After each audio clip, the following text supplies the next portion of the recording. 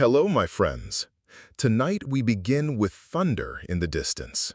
Not the kind that shakes windows or rattles glasses, but something deeper, rolling across valleys, heavy as ancestral guilt.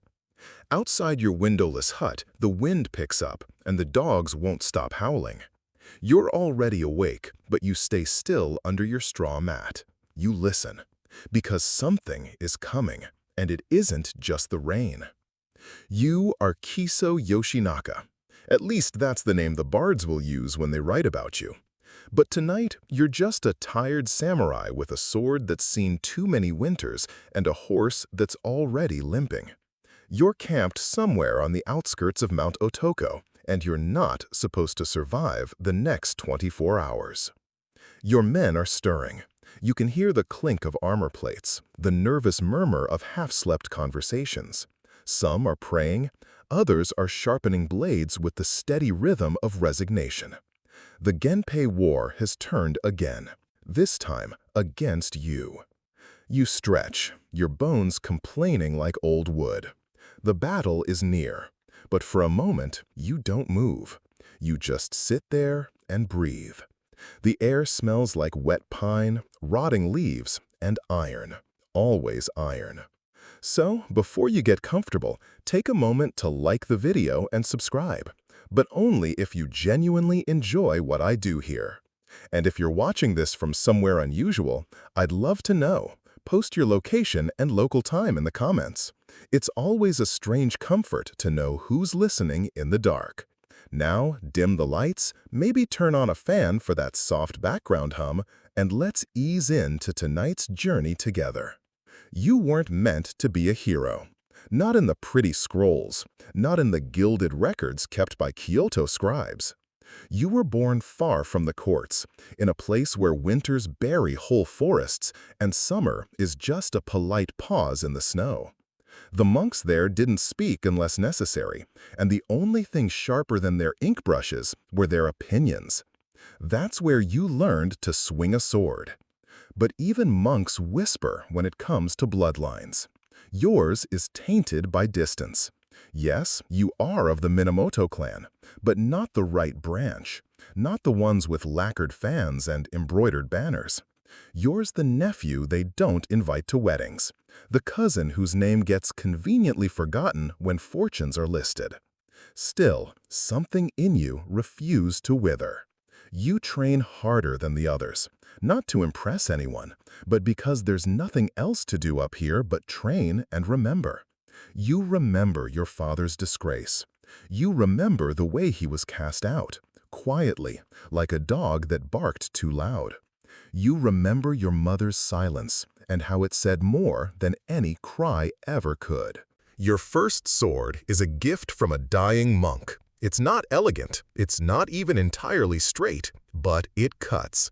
And it teaches you to see the world not in lines of nobility or power, but in angles of opportunity. Even as a boy, you're patient, watchful, the type of person who listens more than he speaks and files away every slight. By 15, you've beaten every other trainee in the monastery. By 20, you can fight blindfolded in a blizzard. The sword becomes an extension of your breath. Your footsteps become so light in snow, the birds don't fly away. Then one day, news comes from the capital. The Taira have taken over. The Minamoto have fallen. But not all of them. A new voice rises, Yoritomo, the cousin they always believed in. He calls for rebellion. He wants banners raised, allegiances sworn, heads offered on polished plates. You wait, because no one calls you. Still, the villagers whisper, Kiso Yoshinaka, he might answer the call, he might ride. Your horse is old, your armor mismatched.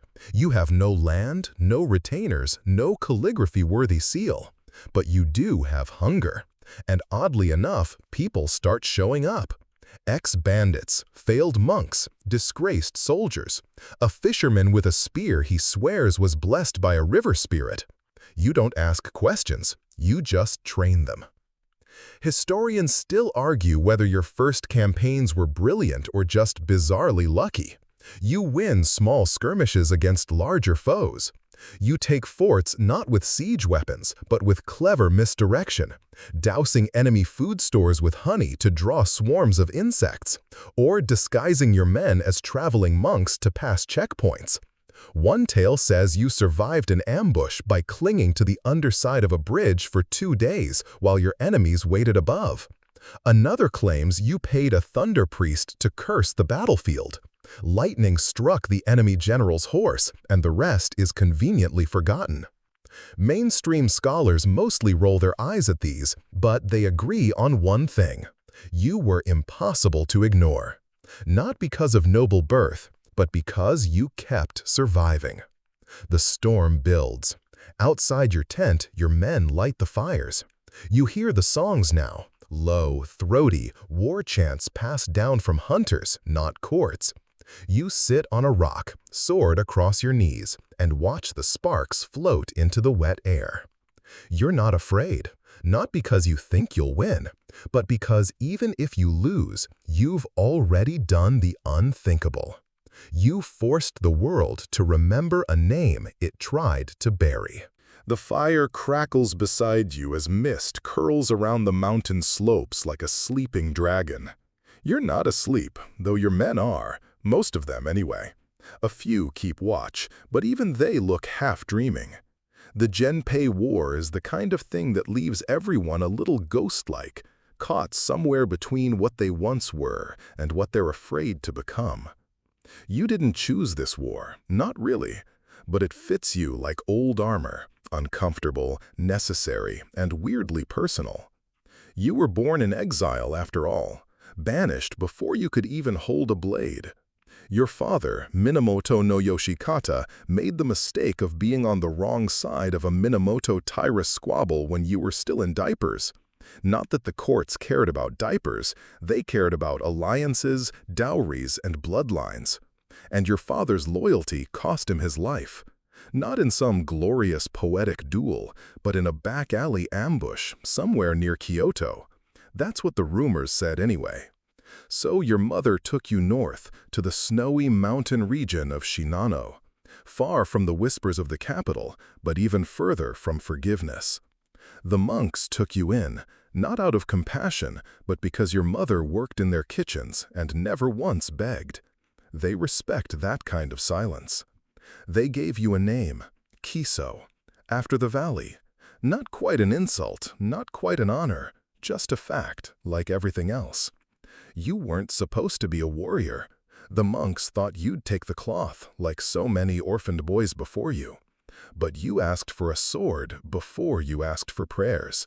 And they gave you one, not because they thought you'd use it well, but because they were curious what you'd do with it. You practiced in the snow, under waterfalls, in the courtyard while the others meditated. You learned from old scrolls and older men who barely spoke. You watched how they moved, how they breathed, how they waited. Stillness became your secret weapon. Once, during a winter so bitter the ink froze mid-calligraphy, you defended a traveling merchant from a pair of bandits on the ridge. You didn't kill them. You disarmed them, fed them, and offered them work. One accepted. He became your first follower. Your second came after you outdueled the Ronin with a chipped katana and something to prove. You offered him a second match if he joined you. He agreed. He never beat you, but he stayed. Soon you had 5 men, then 12, then more, and still no one from the capital called. You were the unwanted nephew after all, the one they'd rather forget. But the mountains remember, and they sent you men. Not noblemen, not warriors with family crests or ancestral blades, just people like you, forgotten, scraped raw by life, but still moving forward. You gave them 3 things: food, respect, and direction. Somehow, that was enough. Historians still debate whether your rise was strategy or sheer desperation on the empire's part. As Taira power overreached, the Minamoto needed every distant cousin and exile they could muster. Some say Yoritomo, the official Minamoto head, saw your growing army as a useful distraction. Others suggest he underestimated you completely. You didn't care. You had a cause. Maybe not the clan's cause, but something colder and more honest. Revenge? Possibly. Justice? Maybe. Or just the hunger to prove that exile doesn't mean invisibility. The first village you liberated was tiny, a farming community strangled by Tyra taxes and rumors of military conscription. You walked in, not with demands, but with rice. Your men brought fresh water, helped repair fences. No one quite knew what to make of it. A samurai army that fixed roofs? But you also made a deal. Anyone who tried to exploit the villagers, Tyra agent or not, would be dealt with. 2 weeks later, you found a local thug shaking down a rice widow. You tied him to a tree with his own belt and left him there for 3 days, with a sign that said, "This man broke a roof instead of mending it." He never did it again. You didn't wear the polished armor of Kyoto generals. You wore piecemeal gear, a patchwork of spoils and gifts. One gauntlet belonged to a bandit chief. Your helmet? A rusted relic from some forgotten ancestor, adorned with a feather you plucked off a hawk during a morning patrol. You looked more like a ghost than a general, and maybe that's why people followed you. One old story claims you spoke to your sword before every battle, not in prayer, but in conversation, asking it if today would be the day it failed you. The sword never answered, but it never broke either.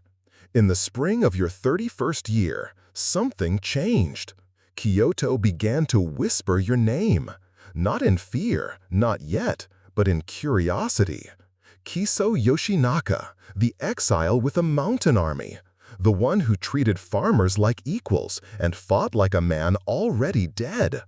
Court officials began sending scouts. The Tyra tried to bribe you. Someone even offered you a marriage proposal, an aristocrat's daughter with a questionable reputation and a very generous dowry. You declined, politely. You had one goal: reach Kyoto, not to sit on a throne, but to remind them you existed, that the mountain boy with no place had carved his own path, and it led straight to their gates. You step through snowmelt and broken ice, the reins of your horse loose in your hand, and behind you, an army. Not a grand army, not a parade of gold-plated helmets and silk banners, but something grittier, meaner, real. The year is 1183, and you're no longer just a mountain ronin with a dream. You are now Kiso no Yoshinaka, general of 1,000 blades, and the unlikely tide that has begun to erode the Tyra grip on imperial power. Your goal? Kyoto. The capital glimmers on the horizon, if you squint hard enough and imagine fewer fires. You know it not from memory, but from stories. Gardens with stones raked into perfection. Palaces where words can kill more surely than swords. You've never been invited. You've never been expected. But now, they say your name in the same breath as generals. Even nobles dare to speak it with something approaching concern. Your march south is strange. Towns surrender before you even arrive. Monks line the roads, murmuring prayers and warnings. The Tyra are retreating. Not fast enough, but clearly. They've grown fat from years of court control. Their generals more accustomed to perfume than mud. Meanwhile, your army has been living off boiled roots and stolen pickles for weeks, and they're still smiling. You offer the same terms in every village. Lay down your arms, hand over your Tyra flags, and you'll be fed. Resist, and, well, no one resists. Not anymore. Historians still argue whether this was tactical brilliance or just the enemy falling apart. Some claim you timed your attacks perfectly, exploiting internal Tyra fractures. Others say you just showed up at the right time, when morale was low and rice supplies lower. Either way, it works. One quirky detail that shows up in some scrolls: your soldiers start singing as they march. Not war songs, but old mountain folk tunes. Melodies about lost deer, boiled barley, and ghosts who steal sandals. The rhythms are hypnotic. When your army passes through a village, people say they can hear you coming long before they see you. A humming wall of doom, draped in patchwork armor and frost. Some even begin to call you Asaha Shogun, the morning sun general, because you rise where none expected you and melt resistance like frost on bark. You avoid major roads. You cross rivers on improvised rafts and broken bridges. Once you reroute your entire column to avoid a noble's ancestral grove, not out of respect, but because you're fairly certain the grove is cursed. No one questions it. You've listened to your instincts so far, and they haven't failed you yet. The closer you get to Kyoto, the more the world shifts. You notice how the peasants walk differently, how they avert their eyes, how the buildings get taller, more lacquered. The food changes too. Less root, more rice. You hate it. It's all too soft. But your men, your strange, loyal, half-starved band of farmers, fishers, and former criminals, they are starting to believe, not just in their tactics, but in the possibility of something more. That maybe, just maybe, someone like you could not only reach Kyoto, but take it. You finally arrive on a misty dawn. Kyoto is not what you expected. The streets are quiet, not from fear, but exhaustion. The Taira have fled westward, taking the young Emperor Antok with them like a golden hostage. In their absence, the city feels hollow, ornate, fragile, and tired. You walk through the city gates without resistance. It should feel like a triumph. Instead, it feels like stepping into someone else's dream. You establish yourself in the Rokuhara district, the same headquarters the Taira once used to dominate court politics. Your banner is raised awkwardly between crumbling pagodas and fragrant courtyards. It flaps in the breeze like it doesn't quite belong there, which, to be fair, it doesn't. And then it happens, the thing no one warned you about. The courtiers start smiling. They bow, flatter, present scrolls with calligraphy so elegant it could slice paper just by being admired. They welcome you, but not really. Their words are soft traps, their eyes are calculating. They call you Shogun-sama, but wrinkle their noses behind painted fans. You try to impose order. You issue decrees, distribute rice, repair bridges. But every decision you make gets twisted into a rumor. You refuse to attend a poetry contest? Barbarian. You order a drunken soldier flogged for harassing a merchant's daughter? Tyrant. You choose to eat in silence rather than engage in court gossip? Arrogant. One night, a scholar brings you a poem. It's about winter plum blossoms and honor.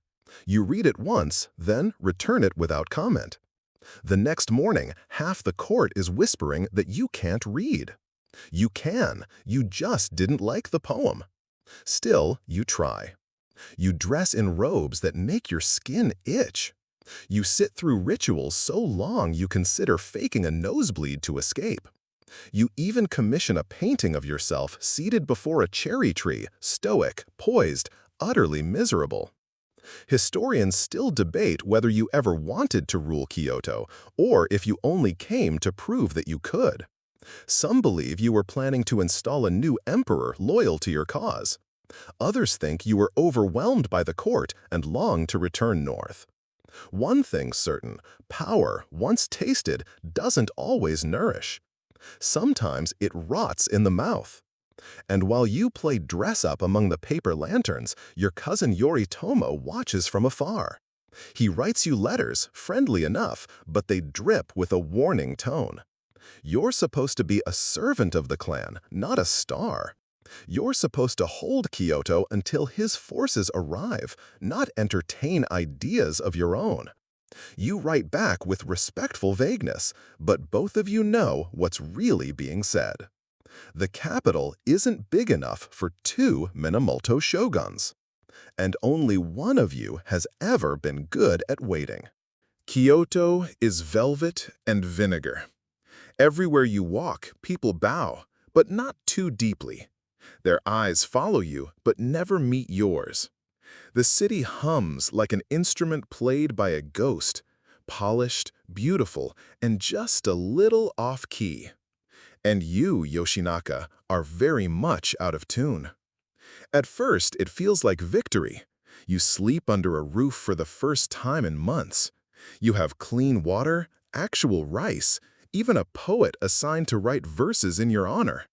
But the walls here are thin, and every smile has a second mouth behind it. Your mountain army doesn't blend well with the capital's rhythms. They're too loud, too direct. Some drink too much, sleep too little, wander the wrong neighborhoods. A few even forget they're still soldiers, not war tourists. You try to enforce discipline, but the lines blur quickly. You're no longer on campaign. You're in charge, sort of. You issue orders, they vanish into scrolls. You post guards, the gates remain open. You ask for supplies, courtiers delay, defer, deflect. And then, one morning, a strange thing happens. You're handed a poem, not by a noble, but a child. A folded paper crane with a verse scribbled on the wing. The ox climbs the hill, not knowing the snow waits. You stare at it longer than you'd admit. Who sent it? What does it mean? Is it a warning? An insult? A prophecy? You put it in your sleeve. You keep it. Whispers reach you. The Taira regroup in the west. Your cousin Yoritomo sends envoys, not soldiers, not support, just messages reminding you of your temporary stewardship of Kyoto, as if you're a babysitter for an empire. Still, the people sing your name, not in court, but in alleyways. Street vendors speak of the general who came from snow. Farmers bring offerings, dried persimmons, boiled eggs, bundles of charcoal. One old woman gifts you a pair of handmade sandals. You try to refuse. She insists, smiling with 2 teeth and eyes full of memory. You walk heavy, she says. These make your steps softer. You thank her. You wear them once, under your armor, just to feel the difference. Historians still argue whether you had a genuine plan to govern. Some suggest you intended to stay, to build a rival power base to Yoritomo's eastern court. Others think you longed for the mountains again and were simply waiting for the right excuse to leave. What we know is this: you begin to change. You dine later, speak less. Your letters to Yoritomo become clipped, vague. You stop attending poetry readings entirely. Instead, you take long rides at night through the city's outskirts. You speak to fewer people, but you listen more. One rainy evening, you find yourself at the edge of the Kamo River, watching the water swell. A fisherman nearby tells you the river sometimes swallows things and gives them back years later. You ask what it returned last. He shrugs. A bell, still ringing. That night, you dream of your father. He's not speaking, just watching from behind a folding screen. You wake before dawn. The dream won't leave you. Meanwhile, your cousin makes his move. Not with armies, with paper. Yoritomo writes to the Emperor Go-Shirakawa, the true power behind the throne, a former emperor who retired in title but not in influence. His court is old but sharp. He's dealt with more betrayals than you've had hot meals. Yoritomo's message is simple. Yoshinaka is a threat. He's forgotten his place. He's acting like a ruler, not a servant. Suggests disloyalty. Hints at rebellion. Go-Shirakawa considers. Then he issues a decree. Yoshinaka must leave Kyoto, immediately. Command is to be returned to Yoritomo's designated generals, Minamoto no Yoshitsune and Noriyori, brothers, loyalists, court-trained and, conveniently, more elegant. The message is delivered to you by a trembling official with a wax-sealed scroll. You read it once, then again. You fold it. You don't speak. You just walk to the courtyard and call for your horse. From that day, the city changes. You're still in charge, technically, but your men know. The courtiers smile wider. Your name becomes a caution rather than a celebration. Guards step slightly further from your path. You're still a storm, but a distant one, fading over the hills. And then word reaches you. Yoshitsune has crossed into the capital's outskirts. With him a trained force bearing the Minamoto banner. Not your banner, Yoritomo's. You gather your officers. Some urge negotiation. Others want to hold Kyoto at all costs.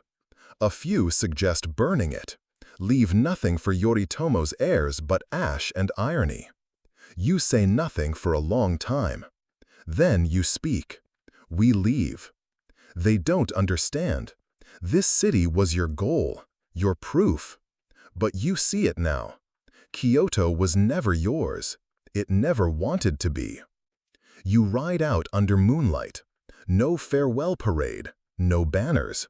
Just the quiet clatter of hooves and the whisper of silk robes rustling as noble hands clutch their teacups in relief. A legend says you passed the same child who gave you the poem, now selling roasted chestnuts by the gate. You nodded. He bowed, said nothing. The ox climbs the hill. You do not yet know. The snow waits. You leave Kyoto behind like a city you dreamed up in fever, shining, strange, and vanishing the moment you look back. The road is muddy. The trees are leafless. Winter is sharpening its knives again. And your army, once so full of song, is quiet now. They don't question you, not out loud, but they don't smile either. You've gone from conqueror to exile in the span of a moon cycle. History tends to turn on those. You ride at the front, as always. Your armor creaks. The sandals from the old woman are back in your saddlebag. You've replaced them with standard war boots again. Softer steps won't help where you're going. You head east, toward the Uji River. Strategically, it's one of the best natural defense lines near the capital. Deep, fast, cold. And it has history, famously the site of earlier Minamoto victories. You wonder if the river remembers, if water holds grudges. Behind you, General Yoshitsune follows. He's younger than you, famous already for his speed, his beauty, his almost eerie luck in battle. Some say he dances with his sword. Others say he speaks to gods before dawn. You wouldn't be surprised if both were true. But Yoshitsune isn't your real enemy. Not exactly. The real enemy is time. Because now you're out of it. Your retreat is being interpreted as cowardice. Your former allies hesitate to follow your commands. The imperial court, ever mercurial, has turned its face to a newer, shinier general. You're no longer the morning sun. Now you're just weather. Your army still numbers in the hundreds, but it's a tired number. Their faith is fraying. Rations are low. Your second in command, Imai Kanehira, your foster brother and truest ally, tries to keep spirits high. But even he's taken to sharpening his blade alone in the evenings. Quietly. One night, you sit by the fire. Kanehira joins you. He says nothing for a while. Then, "Do you remember the boy with the hawk feather hat?" You nod. Of course you do. He joined in your first battle. Swore he'd die for you. Swore it twice, in fact, just to make sure you heard him. He died in the third skirmish, throat wound. You still remember the sound. Do you think, Kanehira continues, we got too big too fast? You want to laugh, but you don't. Instead, you say, we got seen. And that was always the danger, wasn't it? Historians still argue whether your departure from Kyoto was a tactical decision or a reluctant exile. Some suggest you hoped to regroup and negotiate. Others believe you planned to force a confrontation with Yoshitsune on your own terms. Either way, the result is the same. You arrive at the Uji River. The water is high. The old wooden bridge, a key crossing, is still intact. You set up camp. You send out scouts. You begin to prepare. But you know it's not enough. And then comes the omen.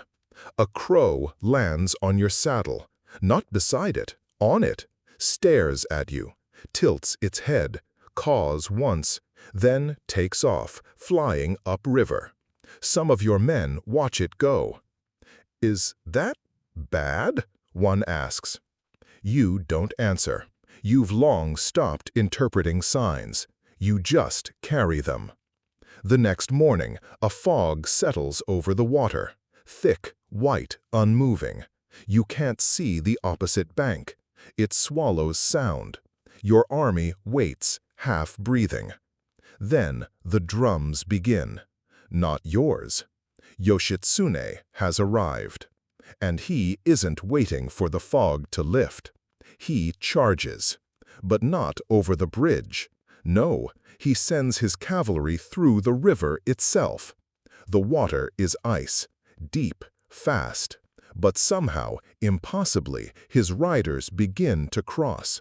Horses scream, men shout, arrows vanish into the mist. The bridge groans, cracks, collapses. Still they come. You order countercharges. Kanehira rides with your flank. Steel meets steel in the shallows. Men fall, disappear beneath the surface. The river claims them with barely a ripple. Your forces fight fiercely, desperately. For a moment it seems like you might hold. But Yoshitsune's men push with the force of prophecy. And yours are fighting ghosts now. Ghosts of what you were. Ghosts of what you almost became. The battle doesn't end so much as it dissolves. Your army begins to break. And for the first time, you consider something strange. You wonder what it would be like not to survive this one. But Kanehira finds you. His face is bloodied, his voice urgent. We can still escape, he says. We ride now. You hesitate, but you nod. Not in surrender, in delay. Historians note this moment, when Yoshinaka, the general who once took Kyoto without spilling noble blood, became the fleeing ghost of a crumbling dream. You retreat toward the north, back to snow, back to memory. Behind you, the river flows on, calm again, as if nothing happened. You ride with mud on your boots and silence in your throat. The retreat is brutal. Not because of enemy pursuit. Yoshitsune, ever elegant, doesn't chase like a butcher. No, the pain comes from inside. From the way your men look at you now. From the way the trees seem taller, the snow colder, the world a little more tilted than before. You are not the morning sun anymore. You are shadow and ice. Kanehira rides beside you. He says little. You don't need words. You've known each other since boyhood, since those first winters in the temple courtyards when breath froze in the air like suspended spirits. He knows when your silences mean strategy and when they mean sorrow. This one is both. You ride north toward Awazu, a small village at the foot of Mount Hiei. There, perhaps, you can rest, regroup, decide what to do. Or at least wait for snow deep enough to bury a dream. The villagers know you, or at least they remember. They bring you what little they can. Dried seaweed, charcoal bricks, warm water in wooden buckets. You nod, you thank them. You wonder what they whisper when you turn away. That night, you sit alone in the snow. The stars above seem closer than your past victories. The cold seeps through your armor, and still you do not move. You remember Kyoto, not the court, not the laughter behind fans, but the boy with the poem, the woman with the sandals, the whisper of your name, not as a threat, but as a promise. You had almost changed something. Historians still debate what your endgame was. Some think you truly wanted to be shogun. Others believe you simply wanted a place to belong, a square of land and a page in history that wasn't written in someone else's ink. And now you're being erased again. The next morning, scouts report enemy movement. Not Yoshitsune directly, but his forces, loyal, fast, and closing in. You have two choices. Flee into the mountains, disappear, live out your days as a ghost among foxes and pines. Or stay, and end it your way. You call a meeting. Kanehira already knows what you'll say, but he lets you say it. We stay, you tell them. We fight. Some argue, some plead, but most, they nod. They knew it would end like this. You choose the battlefield carefully, just outside Awazu, near a frozen clearing. Open enough for cavalry, close enough to the village that your ghosts won't have to wander far. You clean your armor. You oil your blade. You burn a small incense offering, though you're not sure to whom. And then you wait. The morning of the battle is unnaturally still. Your men line up. Their faces are tired but calm. They do not sing. They do not shout. They are the kind of quiet that only comes from understanding. A legend says you stood at the front with your blade drawn and hair unbound, the wind catching it like a war banner. Another claims you laughed when the first arrow struck a tree beside you, muttering, "Finally, something honest." Kanehira asks if you're afraid. You say, "Only that I'll die without doing something beautiful." And then the enemy comes. Cavalry first, fast, ruthless. Then archers. Then the slow, grinding press of infantry. You fight like a man who has already died once. They say you cut down 12 men in one charge, that your horse leapt over a hedgerow on fire, that you were pierced in the shoulder and didn't flinch, that your blade sang, that it whistled, that it wept. Historians remain skeptical, but they agree on this. It took a long time to bring you down.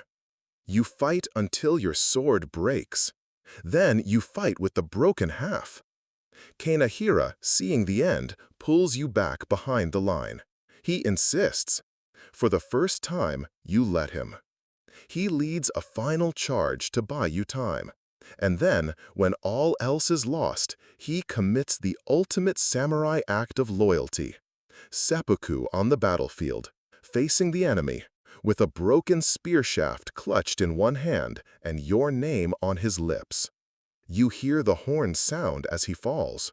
You don't cry. There's no time. You mount your horse, and then you ride. Into the forest, into the fog, into legend. Because this is where the scrolls falter. No one sees you die. No one finds your body. Only your horse returns, soaked, saddle empty, eyes wide, as if it had seen something it could not explain. Some say you drowned in a stream. Some say you died beside Kanehira, unseen. Some say you rode into the snow and kept riding. North, always north. Historians still argue whether your death was recorded or invented. But the truth wears mist like a cloak and rides alone. You are gone. Or so they say. But no one can agree on how.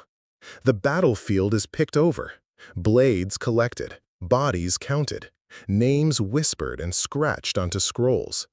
Kanehira is found, noble even in death, his jaw clenched, his hands still wrapped around the blood-slick haft of his weapon. They bury him with respect, even your enemies. His loyalty is a language they understand. But you? You're not there. No body, no armor, not even a torn piece of robe or a broken sandal left behind. Only your horse. Your warhorse stumbles back into the edge of a nearby village by sunset, mud-caked, foaming, eyes wide and unblinking. It stands there, doesn't move, just waits, as if it expects you to return and mount again. It stays for hours, then disappears into the woods. Villagers say the beast would return once a week, every seventh night, standing in the same place, as if checking, as if hoping. Theories begin. Of course they do. This is Japan, where death is often just the beginning of a story. Some say you drowned in a mountain river, too exhausted to resist the current. Others claim you made it to a hidden shrine and died praying, your body turning to mist before the monks could find it. One popular theory suggests you escaped north, wounded, and lived the rest of your days disguised as a rice farmer in a village that never spoke your name aloud. Historians, of course, prefer dates. They pin your death to a day, February 21st, 1184. But even they admit the records are fuzzy. There's a gap, a silence, an absence of certainty that's rare in otherwise meticulous imperial archives. And where there is uncertainty, stories bloom. In the mountain town of Kaida, elders pass down the tale of a wandering swordsman who could split stones with a wooden branch and drank nothing but melted snow. He never spoke of his past, but he always paid with coins far older than anyone could explain. In a remote temple near Lake Biwa, monks speak of a silent visitor who arrived one winter, bones broken, eyes hollow, and stayed for 6 years, writing poems on dried mulberry leaves and sleeping under the bell tower. Then one spring, he vanished, leaving only a haiku scratched into the wall. The flame goes inward. A blade reflects the snowfall. No more footsteps now. Mainstream historians largely dismiss these accounts, calling them folk layering. But a few fringe scholars raise the possibility. What if Yoshinaka didn't die that day? What if, in one final act of defiance, you simply removed yourself from the board? After all, the samurai were not just warriors. They were students of shadow, of silence, of leaving without echo. And you? You always knew how to disappear. The people remember. That's the strange part. You never ruled Kyoto with grace. You were never the polished courtier. Your poetry was blunt. Your armor borrowed. Your soldiers ate pickles and sang off-key. But they remember you, not as a cautionary tale, as something else. A ghost, yes, but a beloved one. Your name survives in songs sung by farmers during the rice harvest, not the official ones, the rough, whispered ones about snowstorms and men who refused to bow.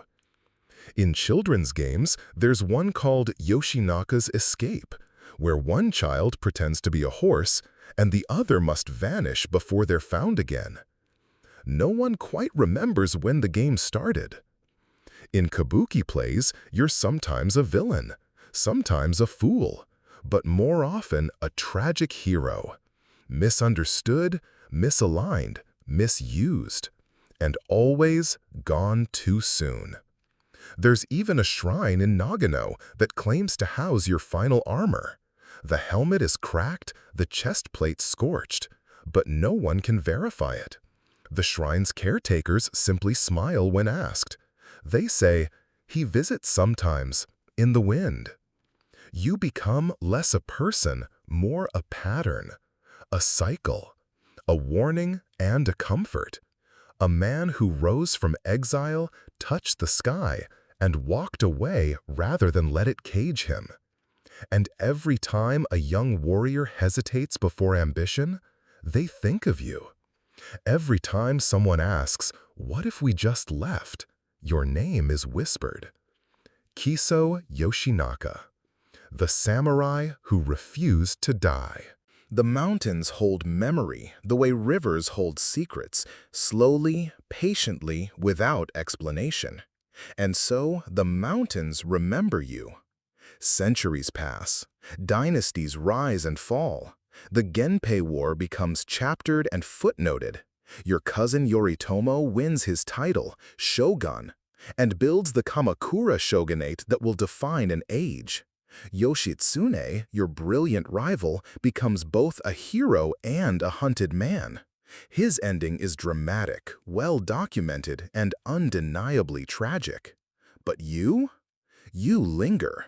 Not in temples, not in court records, but in the thin places, between snowfall and silence, between bedtime stories and battlefield fog. In Nagano, high in the Kiso Valley that gave you your name, they still speak of a rider who walks the ridges during heavy snowfalls. Never in spring, never when the plum trees bloom. Only in the cold, when the world is quiet enough to notice. He wears broken armor, carries a blade with no edge. His face is hidden behind a soot-streaked mask. His horse leaves no hoofprints. But if he passes by, your fire flickers, your rice spoils, your sandals turn the wrong way at dawn. Old people say, don't call him, but don't disrespect him. The story has grown into layers. Some believe you are a ghost bound to the land, unable to pass on because of unfinished duty. Others say you ascended, like a storm breaking through its own clouds, and you return only to remind the land what defiance sounds like. And then there's the version told by children on moonless nights. They say you chose to become a spirit, that when you saw your army fall, your brother die, and the court turn its face away, you asked the mountain gods for one final favor. Let me vanish, not in shame, but in storm. Historians can't prove that, but they can't disprove it either. One mainstream fact they do agree on, your retreat, battle, and disappearance all happened within the space of a single week. A man went from general to ghost in 7 days. That kind of transition leaves residue, especially in a culture that doesn't separate death and legend with a clean knife. In no theater, you appear often, not as a villain, not even as a warrior, but as a spirit in white robes, hair loose, voice quiet. You never fight in these plays, you just appear, sometimes on a bridge, sometimes on a mountain pass, always searching, always fading. Your no character wears a mask that's not angry or sorrowful, but hollow. It's the mask of someone whose story was paused mid-sentence. In one famous performance, you meet a monk who recognizes you. You are Yoshinaka, the monk says. You answer, once, yes, but now I am only waiting. The audience never learns what for. In a small fishing village on the coast of Ishikawa, there's a shrine where fishermen leave offerings before typhoons. A lacquered wooden plaque inside shows a lone samurai on a wave-covered horse riding into the wind. No one knows how old the painting is. No one remembers who first called it the Rider of Vanishing. But every year, during the deepest winter tide, someone leaves a bowl of snow at its base, and no one touches it, even after it melts. Historians still argue whether these echoes are superstition or symbolic remembrance. But if you ask the people, especially the old ones, they'll look around first, lean close, and whisper, "He still rides," but only when no one watches. In modern times, some hikers in the Kiso Valley claim to hear hoofbeats in the fog. A few even report seeing a figure at the ridge, always at dusk, always disappearing just before the shutter clicks. Skeptics say it's tricks of the eye, a shadow cast by wind through the cedars. But the believers? They just nod. Because they know. You never liked the spotlight. You preferred the spaces in between. Between right and wrong. Between kin and enemy. Between triumph and humility. You were always more wind than fire. And wind, as we know, doesn't vanish. It simply moves. There's a story they tell in the forests near Shinano. A hunter, lost in the snow, once stumbled upon a narrow pass he didn't recognize. The wind had shifted the trees, the landmarks were gone. He was preparing to lie down, resigned to sleep or death or both, when he saw a man standing ahead. The man wore armor, old and dark with time. His sword was sheathed. He said nothing, only gestured for the hunter to follow. They walked for what felt like hours. No words, no path, just the soft crunch of snow and the occasional snort of a horse, though no horse could be seen. Eventually, the man stopped, pointed down the hill, and the hunter saw the lights of his village flickering like fireflies.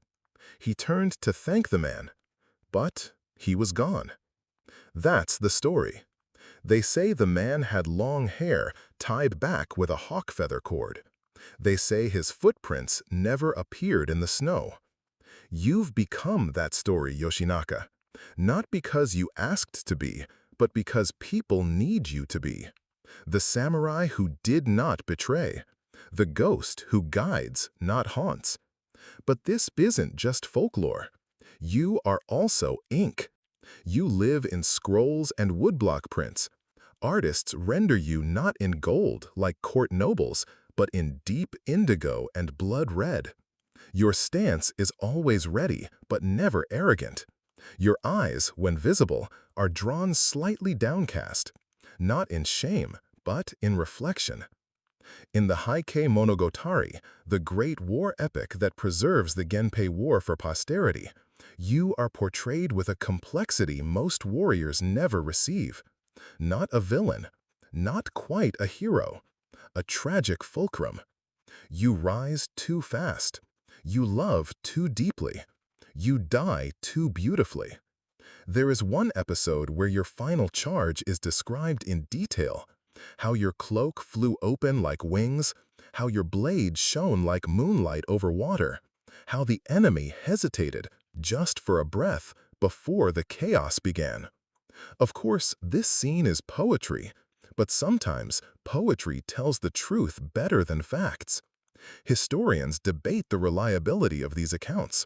Some argue the Heike Monogatari was written to flatter the winners, to build a canon of noble losers who validated the current power. Others insist there is something too specific in your portrayal, something observed, not imagined. And then there are the stage versions. In Joruri puppet theater, you become a kind of dream warrior, an image of fated honor. Strings pull your limbs into battle, but the audience knows. Your true war is not with enemies. It's with memory, with erasure. Your most famous line in these plays comes not during a charge, but while speaking to a child. One can win a battle, yet lose the tale. Children don't always understand the line, but they remember it. They say it to each other while pretending to duel with sticks and broom handles. In playgrounds across Japan, Yoshinaka becomes shorthand for a noble loss, for bravery without reward. You're not the only samurai mythologized, but you are one of the few whose absence became the myth itself. Most legendary warriors leave a body, a tomb, a poem written in blood. You left questions. And questions, when asked enough times, become rituals. There's a theory, unproven, fringe, deliciously romantic, that suggests you became a Yamabushi, a mountain ascetic, that you shed your name, cut your hair, donned the white robes of silence, and walked the ridgelines chanting sutras while the world forgot the sound of your name. Some believers say they found a walking staff carved with the words, "No victory without stillness." Others point to a shrine bell in the town of Hiraizumi that rings only on snow days. They say that bell is tuned to your soul. Again, historians roll their eyes. But then again, even they admit, sometimes the echo is louder than the original sound. You never founded a school of swordsmanship. You left no heir. You didn't build a castle. You didn't rewrite law, reform government, or father a line of rulers. You just arrived, fought, faded, and somehow became unforgettable. The samurai who refused to die, because death requires presence, and you left none behind. Night deepens, and with it, the memory of your last ride grows colder, stranger, more sacred. The fog that swallowed you hasn't lifted, not really. It just moved higher, into the folds of legend, and there it stays. Every century or so, someone claims to see you again. A poet in the Edo period writes of a rider glimpsed in the moonlight near the ruins of Awazu, whose eyes held centuries but blinked like a child. A Meiji-era soldier stationed in Nagano swears a man in battered armor saluted him before vanishing behind a cedar grove. During the war-torn Showa years, there are whispers from villagers who say a lone figure walked the mountain trails, guiding lost children back to their homes, silent as falling snow. Skeptics chalk it up to superstition, wartime stress, artistic license. But believers, and there are always believers, see something more. They say your soul never anchored, that you became Ma, the space between things. The pause in music, the silence in speech, the breath before a blade strikes. You are not ghost or God or man anymore, but a reminder. A reminder that even when power forgets, people remember. And sometimes the most important stories are those that vanish right before they end. In the years following your disappearance, the Kamakura shogunate rises under Yoritomo's tight grip. Centralized rule takes hold. The samurai class ascends. Codes of conduct, bushido, begin to formalize. Not in your lifetime, but soon after. And as these codes are written, some wonder, were they influenced by you? Not directly, no. You weren't a scholar. You didn't write manifestos or establish schools. But your story, the way you fought with discipline, refused to cling to court privilege, held loyalty above lineage, those traits begin to echo in the ideals forming the samurai's moral core. Historians still argue whether you were an early example of Bushido or simply a man whose desperate choices aligned with the values that came later. A few suggest you were an inconvenience to those ideals, a reminder that too much honor can be just as dangerous as none. One fringe historian, an eccentric, admittedly, once proposed that your very absence helped define the boundaries of samurai identity. That by leaving no clear ending, you gave the class something to chase, an invisible ideal. A warrior not corrupted by victory, not humiliated by defeat. A samurai who left before he could be used. He titled his paper, The Missing Blade, Yoshinaka as Moral Negative Space. It didn't win many academic awards, but people read it, and that says something. Elsewhere, your name continues to drift into strange places. A sword school in the 18th century adopts the name Kiso-ryo, not because you founded it, but because the founder claimed your spirit appeared to him in a dream, instructing him in a style of parry that melts force like spring thaw. The school still exists. Its records mention you only once, but a scroll displayed in the dojo reads, "Fight without needing to win. Stand without needing to remain." Your horse becomes legend, too. Some stories claim it wandered until its own death, then was buried under a pine tree that now grows crooked, leaning eastward, as if still searching. Children in Awazu pet the tree's bark on exam days, for luck, for strength, for some unknown echo of courage. One peculiar tale, not widely known, tells of a man in the early 1900s who tried to build a road through the old battlefield site. Machinery broke down, workers fell ill. Crows gathered on the power lines every morning. Eventually, the project was abandoned. The area is now a public park. A sign reads, "Please respect the silence." And then, of course, there's the river, the Uji. Still swift, still cold, still a place where things disappear. People still toss flowers into it, sometimes not for ceremony, just because. A quiet offering to whatever passes through the mist. And once, just once, a traveler from Tokyo filming the river at sunrise caught a strange figure in his footage. A flash of pale armor, a silhouette on horseback, gone in a blink. He uploaded it. The internet debated it for weeks. Most called it a trick of light. A few said CGI. But among the comments, one stood out. He still rides. Of course he does. He wasn't done yet. Somewhere, deep in a pine forest between history and forgetting, a breeze stirs the needles and makes them whisper. They whisper your name, not loudly, not with ceremony, but the way old friends call across the years, softly, wondering if you'll answer this time. You don't, but you're there. At least, that's what people say. In the village of Kiso, Fukushima, nestled in the upper valleys, there's an old man who swears he saw you once. He was a child, shivering with fever in a frost-bitten hut. His mother had gone out to fetch water, and he was left with only a threadbare blanket and the sound of wind through the wood slats. He awoke, he says, to find a man standing near the hearth. Armor the color of storm clouds, long hair bound with something that shimmered like feather and steel. No words, just the gentle sound of a sword being unsheathed, then resheathed again, like breath. And when he blinked, the man was gone. Only warmth remained. The fire had come back to life. He told the story to no one until his 70s. By then, people were ready to believe. Because your legend had changed again. You were no longer the vanished warrior.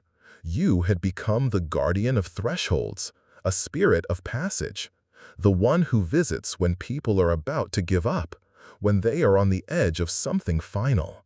Not to save them necessarily, just to be there, to stand with them quietly. Historians, predictably, have no patience for this. Myth creep, they call it, the inevitable drift of real figures into symbolic fog. But even they admit, your story refuses to stay still. Because your life wasn't a line. It was a question. One of the most enduring is, did you throw the final battle? It's not as absurd as it sounds. Your last stand was brilliant, yes. Brave, yes.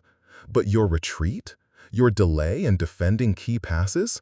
The quiet way you folded into the forest without a final scream? Some believe you chose to lose, not out of cowardice, but clarity. Because the war was no longer yours. It had shifted, become about factions, not freedom, politics, not purpose. And you, a man who once fed prisoners instead of executing them, who took Kyoto and then tried to give it back, perhaps you realized you no longer belonged in the story being written. So, you stepped out of it. Not a failure, a refusal. One scholar wrote, "In a land of endings, Yoshinaka gave us a pause. Pause is power. The power to not become what the world expects. The power to vanish before being rewritten. In Kyoto today, you're remembered oddly. Not in the major war shrines, but in corners. There's a tiny wooden statue tucked beside a garden in the Gion district, unlabeled, unprotected, but always dressed in a fresh strip of cloth each winter. Locals call him the waiting general. In one ramen shop, your name is carved into the underside of a table. No one knows who did it, but every full moon, someone leaves a coin beside it. Just one, the same kind each time. Copper, worn, with a hole in the middle. And at the northern gate of the city, beneath the mossy eaves of a forgotten archway, an inscription remains. It's so faint now that tourists don't notice it, but if you look closely, you'll see it. Kiso came quietly, left quietly, but never fully. What they don't tell you is that the inscription was once deeper, but it's been worn down, not by weather, but by fingertips. People touch it, still, as if hoping some of your story will rub off. Back in Awazu, where you were last seen, the air is colder than it should be. Even in summer, there's a breath of frost along the tree line. And if you stand alone at the edge of the clearing, just before dusk, they say you might hear hooves. Not galloping, just walking. Slow, measured, as if someone is returning home. Ink, wood, and wind. Those are the three elements that preserve you now, Yoshinaka. No bones, no grave, no monument carved into the side of a mountain. Just fleeting mediums, fragile but persistent, and somehow more fitting. Let's start with ink. Your name appears in the margins of the Heike Monogatari, but it blossoms fully in the lesser-known scrolls, the hand-copied ones made not for court, but for memory. Some of these texts were never published, just passed from monk to monk, from father to son. They contain poems allegedly written in your voice, though no one can confirm authorship. One reads, "A blade may fall, but echo longer than the temple bell that calls it." Another is simply titled, "Silence Before Rain." 16 lines, all describing the way clouds gather before a storm. You are never mentioned. But the final line says, "He rode toward thunder, not away." Scholars call these apocrypha. They debate whether these verses were later inventions or actual fragments from someone who once lived among snow and sword. They miss the point. Because memory isn't about accuracy. It's about presence. Now to wood, specifically puppets. The Bunraku tradition, with its intricate three-person operated dolls, embraces your story in ways the grander arts do not. In one traveling show from Osaka, your tale is told through a Yoshinaka puppet carved with a downward-turned mouth and silver thread eyebrows. His armor is worn, his sword chipped, but his movements, controlled by unseen hands, are filled with longing. He walks across the stage not as a conqueror, but as a man looking for something he forgot to name. Children weep at this version, not because he dies, but because he never finds what he's searching for. One of the puppeteers, interviewed in the 1970s, said, "We don't perform Yoshinaka's fall, we perform his fade." The puppet now rests in a museum, its joints stiff, but its eyes still oddly mournful. Tourists walk past it unaware, but locals sometimes bow, just a little. As for wind, well, there's a pass in the Japanese Alps called the Kiso no Toge, a narrow route, high and dangerous, often closed during winter. Hikers who camp there speak of sudden gusts that come without warning, strong enough to lift a tent flap, flip a kettle, or whisper in a language no one quite remembers. They call it Yoshinaka's breath. A guide once claimed that on still nights you can hear footsteps circling your camp. Not threatening, just checking, like someone making sure you're all right. Wind leaves no proof, which is exactly how you preferred it. Historians still try to track you, map your arc, pin you down with dates and tactics, but you slip from their grasp every time. You are one of the few warriors who becomes more visible after disappearing, not in a grand mythic way, but in the quiet moments. A forgotten well in a temple courtyard that always has colder water than expected. A lone rider painted on a sake jug with no explanation. A dream shared by two strangers in different cities on the same night. In all of these, there you are. Not roaring, not marching, just being. The most famous of these folkloric remnants comes from a lullaby. It's sung in rural parts of Gifu to soothe restless children. The lyrics vary, but they always include these lines. "Sleep now, sleep slow. Yoshi rides where soft winds go. No blade will find you while he's near. No fear, my dear, no fear." Who wrote it? No one knows. But they sing it anyway. In some versions, the final verse has changed. He does not sleep, he only waits, beyond the frost, beyond the gates. And that's how you live now. Beyond. Beyond records, beyond tombs, beyond even yourself. Not lost, just never caught. There's a horse that walks alone through the snow near Mount Otoko. Not every year, not on a schedule, but often enough that people remember. They say it's tall, strong, eyes like ink left out in the rain. Its coat is pale, not white exactly, but the color of old ash. And when it moves, there's no sound, no hoofbeats, no breath, just presence. It never has a rider, but it always looks like it's waiting for one. You were never meant to be legend, Yoshinaka. That's the thing. You were meant to be erased, one of the many forgotten warriors who rose too early, played too hard, and fell too far. The world tried to lose you in the footnotes of greater men, in your cousin's cold victories, in your rival's dramatic end. But you refused. Not with pride, not with rebellion, but with stillness. Because silence, when held long enough, becomes louder than drums. Let's talk about your rival, just for a moment. Yoshitsune, brilliant, beloved, betrayed. His death was operatic, full of tears and swords and betrayal, the perfect ending for a tragic hero. Yours? Fog. An absence. But here's the trick. Absence echoes. In the centuries that followed, Japan developed a particular love for the noble failure. The hero who doesn't win, but who resists. The one who stands in quiet contrast to the efficient, the powerful, the cruel. You weren't the prototype. You were the seed.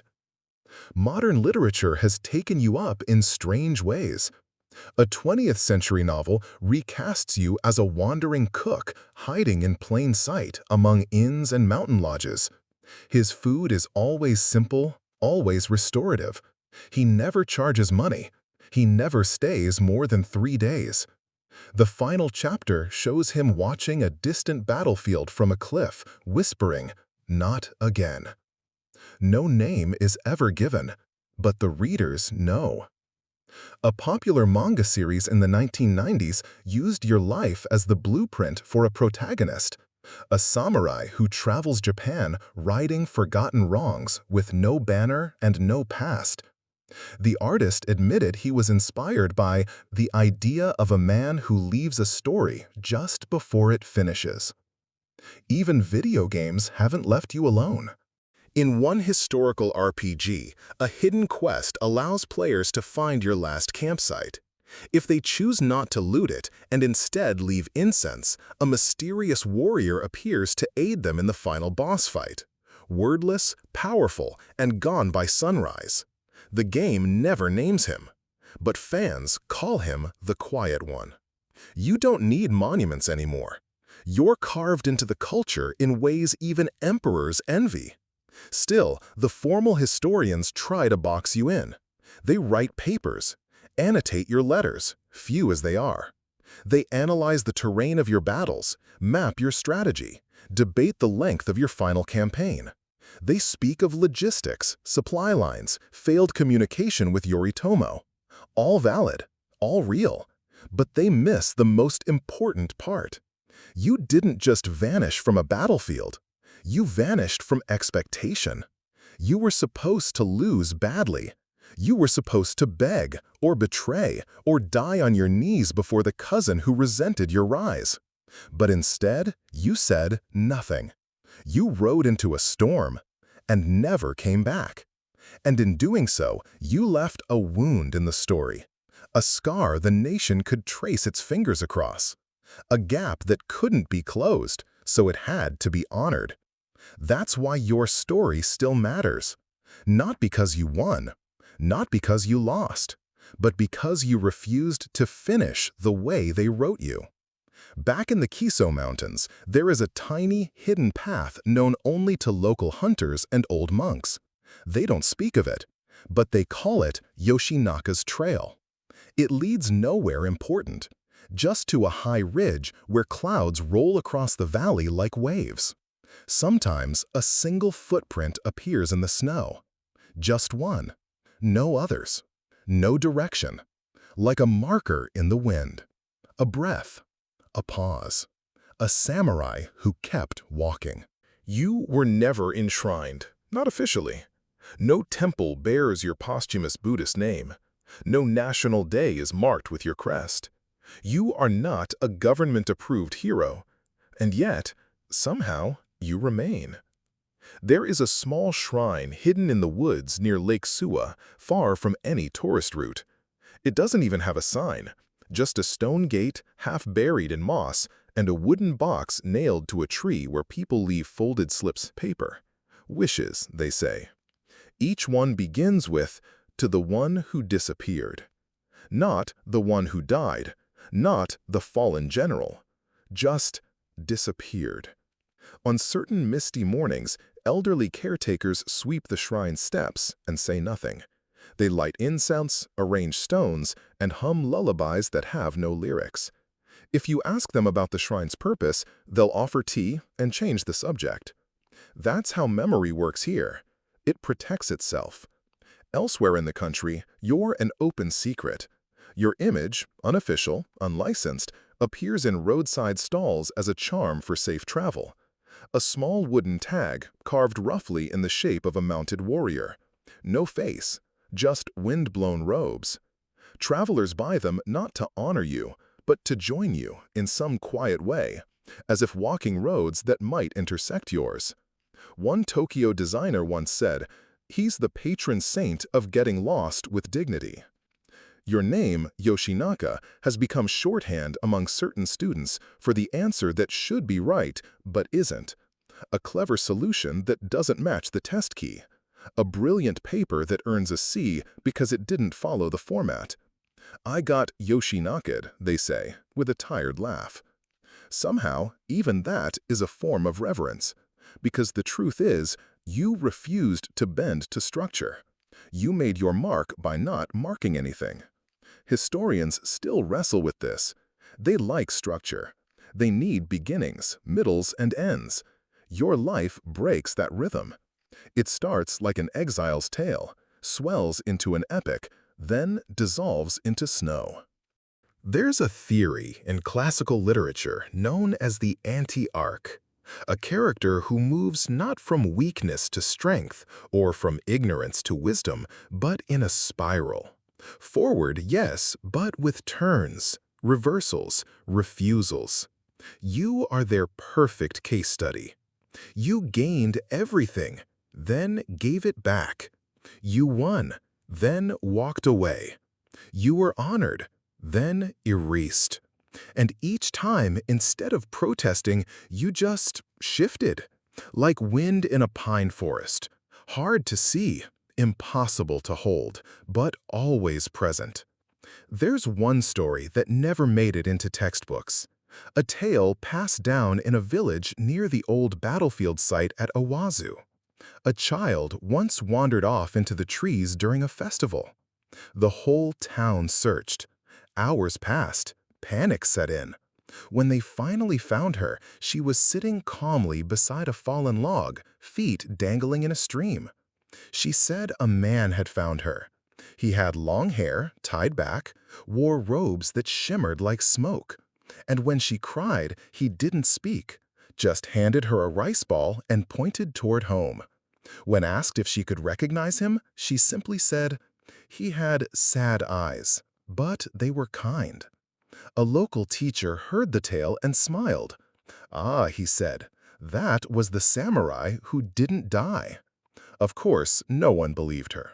But that year, the shrine received more wishes than usual. You see, Yoshinaka, the world needs ghosts like you. Not the vengeful kind, not the terrifying ones, but the ghosts who remind us that some endings don't belong on paper, that some stories are meant to echo, not conclude. That's your legacy, not conquest, not tragedy, but defiance in silence. You didn't need to win the war.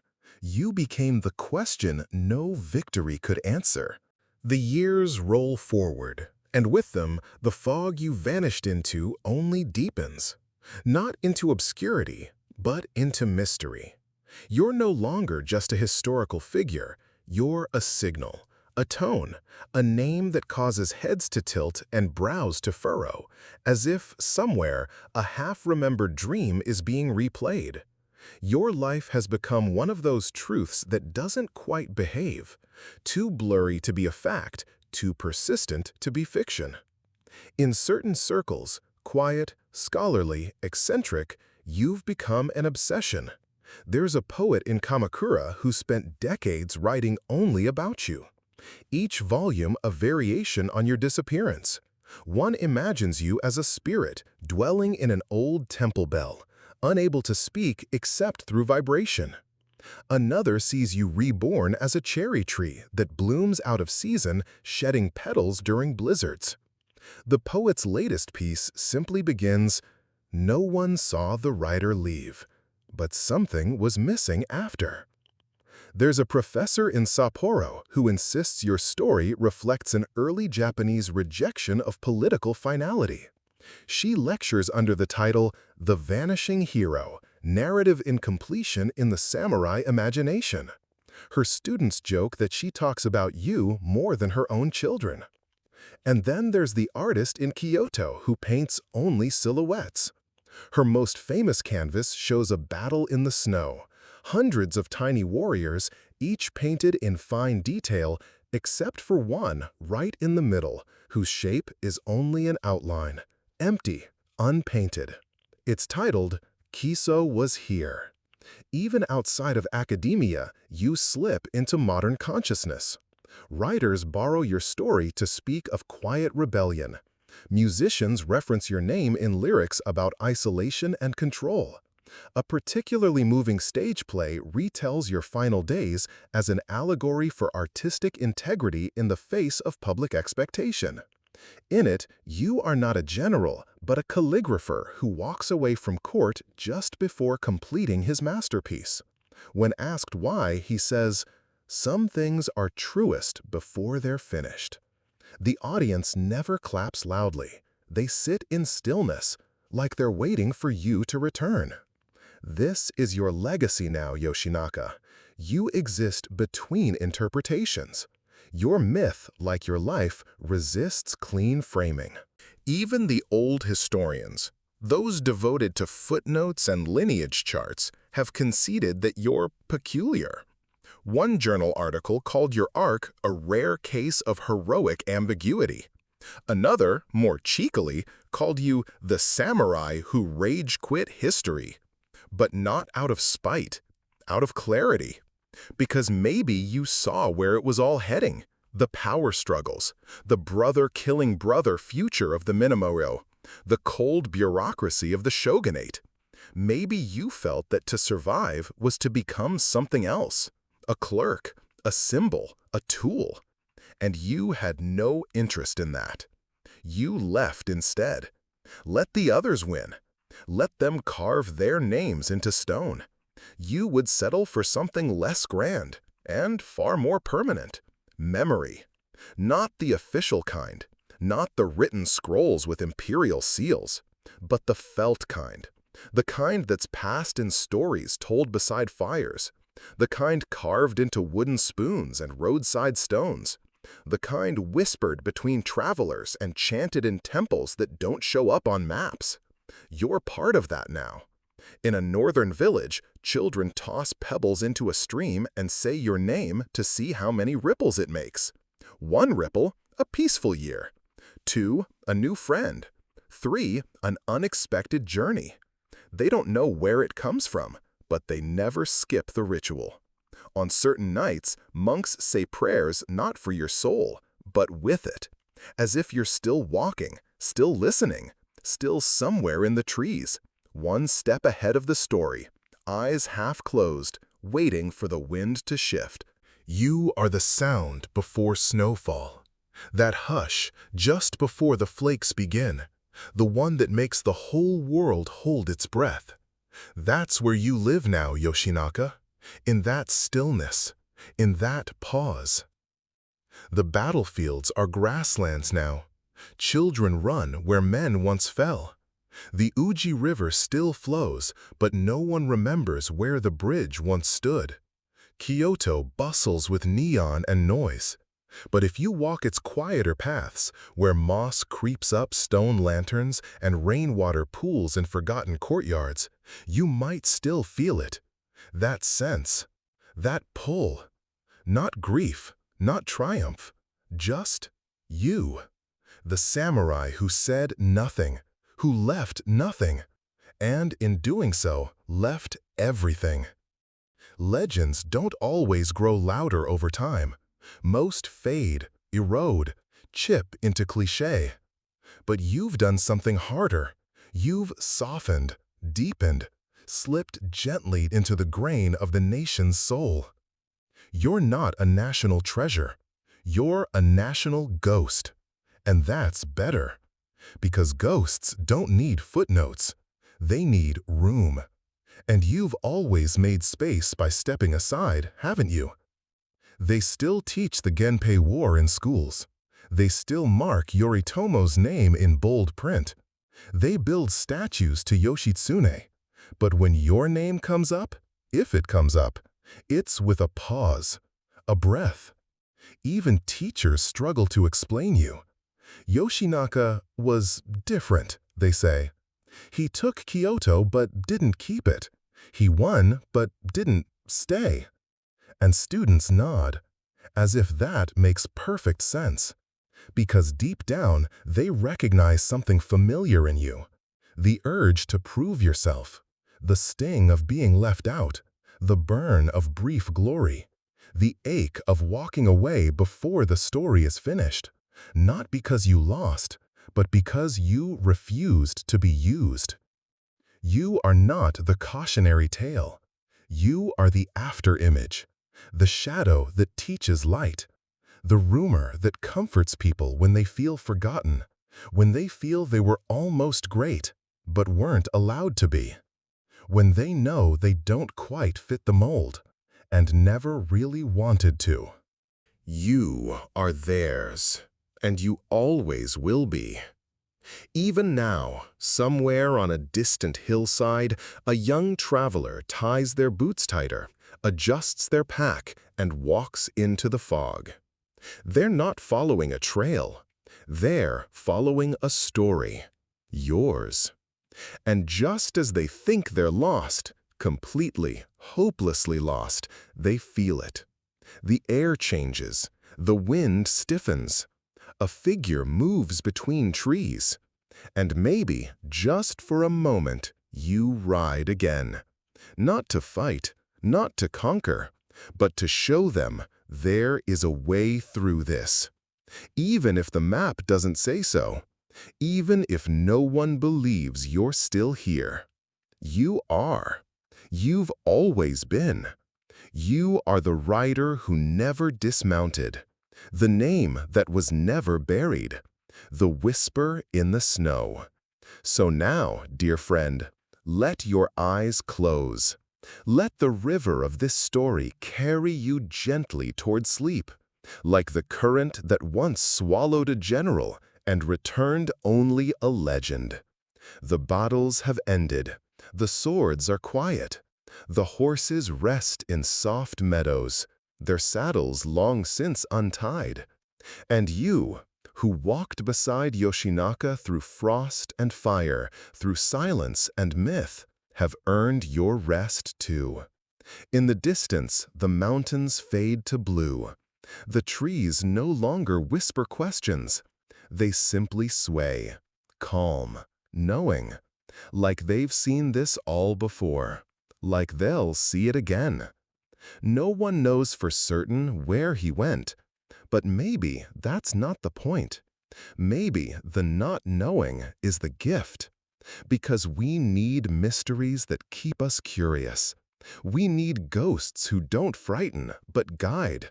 We need stories that don't end, just gently vanish into the mist. So tonight, if you feel the hush settle in your room, if the air turns a touch cooler, if the silence grows just a little more complete, don't worry. It's only him, checking on you, just once more. Sweet dreams. End of script. Sweet dreams.